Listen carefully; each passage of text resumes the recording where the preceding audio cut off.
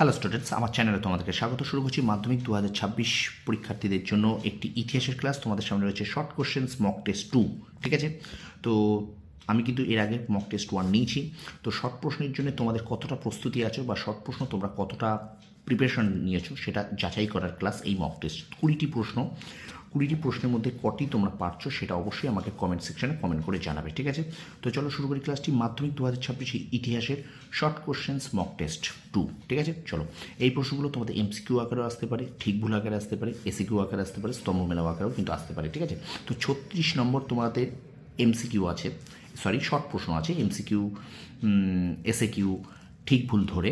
তো 36 যে পাবে তাকে কিন্তু 90-এর ওপরে সে পেয়ে যাবে নাম্বার, একদম 36। এমনকি 36-এর মধ্যে তুমি যদি 32-33 পাও, 30-এর ওপরে টার্গেট রাখো, তাহলে কিন্তু তুমি অবশ্যই মনে করবে 90-এর কাছাকাছি তুমি কিন্তু নাম্বার পাবে। সুতরাং শর্ট প্রশ্ন যে বেশি করে আসতে পারে তার কিন্তু নাম্বার বেশি হবেই। ঠিক আছে, তো চলো শুরু করি ক্লাসটি। মাধ্যমিক 2026 ইতিহাস শর্ট কোশ্চেন্স মক টেস্ট 2। চলো, আর অবশ্যই ভিডিওটাকে একটু শেয়ার করে দেবে আর লাইক করবে। ঠিক আছে, চলো। প্রথম প্রশ্ন বলছে, অ্যানালস পত্রিকায় কাদের ইতিহাস তুলে ধরা হতো? প্রথম প্রশ্ন দেখো, অ্যানালস পত্রিকায় কাদের ইতিহাস তুলে ধরা হতো? তোমরা একটুখানি কমেন্টসে অবশ্যই তোমরা উত্তরগুলো করো। তো কী হবে উত্তর তোমরা অবশ্যই কমেন্ট সেকশনে জানাবে। নিম্নবর্গীয় জনগোষ্ঠী, নিম্নবর্গীয় জনগোষ্ঠী। ঠিক আছে, নিম্নবর্গীয় জনগোষ্ঠী। 2 নম্বর প্রশ্ন, ভারতের কোন রাজ্যে প্রথম রেলপথ স্থাপিত হয়? ভারতের কোন রাজ্যে প্রথম রেলপথ স্থাপিত হয় বলো? উত্তর কিন্তু এখানে মহারাষ্ট্র। উত্তর এখানে হবে মহারাষ্ট্র। ঠিক আছে, তোমরা 20-র মধ্যে কত নাম্বার পেলে বা 20টার মধ্যে কতটা তোমরা করতে পারলে কটা, সেটা অবশ্যই কমেন্ট সেকশনে জানাও আমাকে। তো ভারতের প্রথম কোন রাজ্যে রেলপথ স্থাপিত হয়? মহারাষ্ট্রে। 3 নম্বর প্রশ্ন, ভারতের প্রথম রাজনৈতিক সংবাদপত্রের নাম কি? ভারতের প্রথম রাজনৈতিক সংবাদপত্রের নাম কি বলো? ভারতের প্রথম রাজনৈতিক সংবাদপত্রের নাম কিন্তু সোমপ্রকাশ।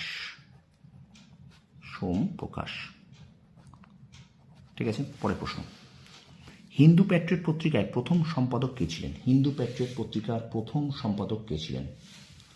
হিন্দু প্যাট্রিয়ট পত্রিকার প্রথম সম্পাদক কে ছিলেন বলো? উত্তর এখানে গিরিশচন্দ্র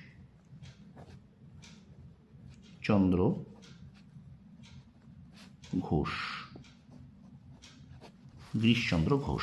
পরের প্রশ্ন, 5 নম্বর দেখো, তত্ত্ববোধিনী সভা কে প্রতিষ্ঠা করেন? তত্ত্ববোধিনী সভা কে প্রতিষ্ঠা করেন বলো? তত্ত্ববোধিনী সভা কে প্রতিষ্ঠা করেন? উত্তর কিন্তু এখানে দেবেন্দ্রনাথ ঠাকুর তত্ত্ববোধিনী সভা প্রতিষ্ঠা করেন। স্টুডেন্টস, তোমার বন্ধুদের মাঝে একটু শেয়ার করো বেশি করে। পরের প্রশ্ন, কোল বিদ্রোহ কোথায় অনুষ্ঠিত হয়েছিল? কোল বিদ্রোহ কোথায় অনুষ্ঠিত হয়েছিল বলো? কোল বিদ্রোহ কোথায় অনুষ্ঠিত হয়েছিল? এখানে উত্তর হয়ে যাবে ছোট নাগপুরে কোল বিদ্রোহ অনুষ্ঠিত হয়েছিল ছোট নাগপুর। ঠিক আছে, পরের প্রশ্ন, 7 নম্বর প্রশ্ন, খুদকাঠি প্রথা কোন সমাজে প্রচলিত ছিল? খুদকাঠি প্রথা কোন সমাজে প্রচলিত ছিল বলো? খুদকাঠি প্রথা কোন সমাজে প্রচলিত ছিল? উত্তর হবে এখানে মুন্ডা সমাজ।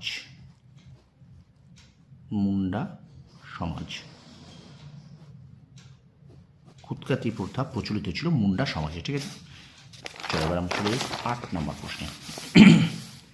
হিন্দু মেলার অপর নাম কি? হিন্দু মেলার অপর নাম কি? উত্তর হবে চৈত্র মেলা।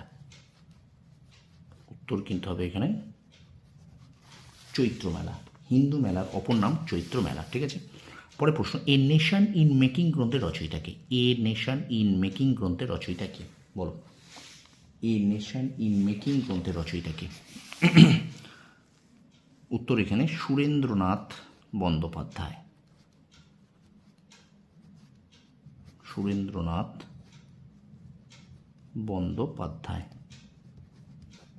এ নেশন ইন মেকিং গ্রন্থের রচয়িতা সুরেন্দ্রনাথ বন্দ্যোপাধ্যায়। পরের প্রশ্ন, মহাবিদ্রোহের সময় ভারতের গভর্নর জেনারেল কে ছিলেন? মহাবিদ্রোহের সময় ভারতের গভর্নর জেনারেল কে ছিলেন বলো? উত্তর দেখো এখানে হবে লর্ড ক্যানিং। ঠিক আছে, উত্তর লর্ড ক্যানিং। এবার চলো আমরা চলে যাই 11 নম্বর প্রশ্নে। রবীন্দ্রনাথ ঠাকুরের শিক্ষা ভাবনার চরিত্র কী ছিল? রবীন্দ্রনাথ ঠাকুরের শিক্ষা ভাবনার চরিত্র কী ছিল? প্রশ্নটা ভালো করে দেখো, রবীন্দ্রনাথ ঠাকুরের শিক্ষা ভাবনার চরিত্র কী ছিল? এখানে কিন্তু উত্তর হবে প্রকৃতি ও মানুষের সমন্বয় কেন্দ্রিক। প্রকৃতি ও মানুষের সমন্বয় কেন্দ্রিক। প্রকৃতি ও মানুষের সমন্বয় কেন্দ্রিক। পরের প্রশ্ন, ছাপাখানার মুদ্রণের জন্য সর্বপ্রথম বাংলা অক্ষর কে তৈরি করেন?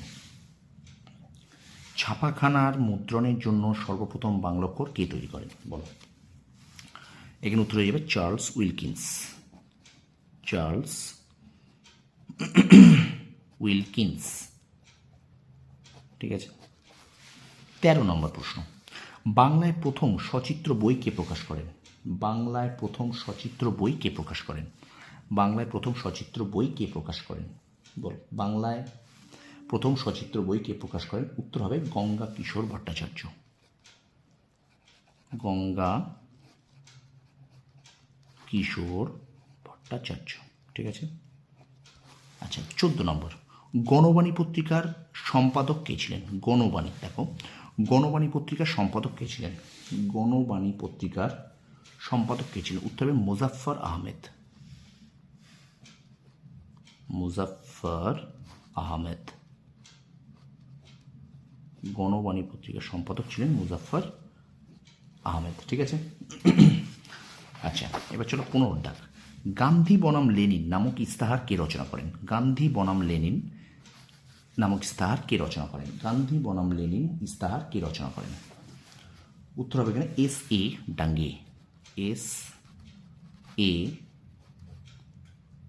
ডাঙ্গে। ঠিক আছে। পরের প্রশ্ন, ভারতীয় কমিউনিস্ট পার্টির প্রতিষ্ঠাতাকে বলো? ভারতীয় কমিউনিস্ট পার্টির প্রতিষ্ঠাতাকে?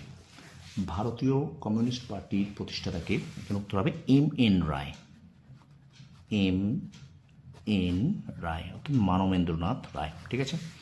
আচ্ছা, 17 নম্বর, ঝাঁসির রানী বাহিনীর নেতৃত্ব দেন কে? ঝাঁসির রানী বাহিনীর নেতৃত্ব দেন কে? কী হবে বলো? ঝাঁসির রানী বাহিনীর নেতৃত্ব দেন কে? উত্তর এখানে কী হবে? এখানে উত্তর হবে লক্ষ্মী স্বামীনাথন বা লক্ষ্মী স্বামীনাথন। ঠিক আছে। পরের প্রশ্ন, লক্ষ্মী স্বামীনাথন, একটু বোঝা যাচ্ছে না, ভালো করে আমি একটু লিখে দিচ্ছি এখানে, লক্ষ্মী স্বামীনাথন। ঠিক আছে, একটু ঘেঁচামেচি হয়ে গেছে। তারপর দেখো, দক্ষিণ ভারতের বিদ্যাসাগর নামে কে পরিচিত? দক্ষিণ ভারতের বিদ্যাসাগর নামে কে পরিচিত? তাহলে উত্তর হবে বীরসালিঙ্গম।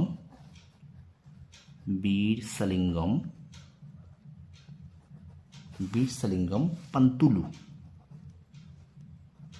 বীরসালিঙ্গম পান্তুলু দক্ষিণ ভারতের বিদ্যাসাগর নামে পরিচিত বীরসালিঙ্গম পান্তুলু। আচ্ছা, রাজ্য পুনর্গঠন কমিশন কবে গঠিত হয়? রাজ্য পুনর্গঠন কমিশন কবে গঠিত হয়? রাজ্য পুনর্গঠন কমিশন কবে গঠিত হয়? উত্তর হবে এখানে 1953 খ্রিস্টাব্দে রাজ্য পুনর্গঠন কমিশন গঠিত হয়। ঠিক আছে। আচ্ছা, শেষ প্রশ্ন আজকের ক্লাসের, আজকের মক টেস্টের, স্বাধীন ভারতের প্রথম গভর্নর জেনারেল কে ছিলেন? স্বাধীন ভারতের প্রথম গভর্নর জেনারেল কে ছিলেন বলো? স্বাধীন ভারতের প্রথম গভর্নর জেনারেল ছিলেন লর্ড মাউন্টব্যাটেন। Lord Mountbatten. তো এই ছিল 20টি প্রশ্ন মক টেস্ট 2 ইতিহাসের 2026 মাধ্যমিক পরীক্ষার্থীদের জন্য। তোমরা কতগুলো পারলে 20টার মধ্যে অবশ্যই কিন্তু আমাকে কমেন্ট সেকশনে কমেন্ট করে জানাও। আর ভিডিওটা ভালো লাগলে অবশ্যই লাইক করো, শেয়ার করো বন্ধুদের মাঝে বেশি করে। আর আমার চ্যানেলে যারা নতুন আছো, এখনও নতুন আছো, যারা সাবস্ক্রাইব করোনি, প্লিজ সাবস্ক্রাইব করে রাখো। ভবিষ্যতে আমার এই চ্যানেলটা 11-12-এর জন্য কিন্তু তোমাদের কাজে লাগবে। ঠিক আছে। তো অবশ্যই তোমরা পরীক্ষাটা তোমাদের দোরগোড়ায় এসে গেছে, মন দিয়ে পড়ো, খুব ভালো করে পড়ো। ওকে, তো নিজের বেস্টটুকু দাও। ঠিক আছে। তো এখানে ভিডিওটা শেষ করছি। পরের যে মক টেস্টটা হবে অবশ্যই তোমরা কিন্তু এগুলো দেবে। হ্যাঁ, প্রশ্নগুলোকে ভালো করে খেয়াল করবে। আর অবশ্যই তোমরা একটু কমেন্ট সেকশনে জানাও।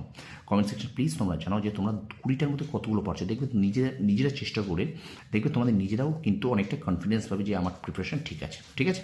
তো তোমরা সফল হও, তোমাদের সাফল্য কামনা করি। ধন্যবাদ।